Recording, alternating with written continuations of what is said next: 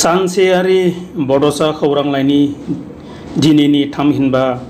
20 अक्ट'बरनि बिसानाव फारियै राजुकुमार सोरगियारिनि जोहोलाव हानजा, सुजुरानि दैमारिनि आंनि हाबिला, कमल मुसाहारिनि मायाथिलि,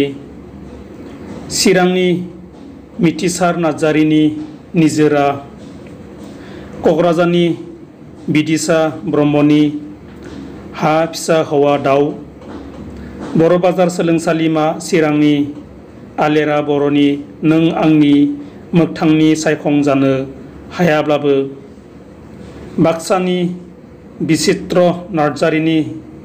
जिख्लाबसे दाहा, अदालगुरिनि निकु बर'नि लाथिख', बाक्सानि सबिराम बर'नि जेबो नाङा आरो अदालगुरिनि इउनसा बर'नि नों बुंनायफोरा सल' जानायमोनब्ला खन्थाइया सेबखांजादों। मिजिंथिबायदि सानसेयारि बड'स खौरांलाइयाव अराय नोंथांनि बेसेन बहरा लिरथिखौ दैथायहरबाय थागोन।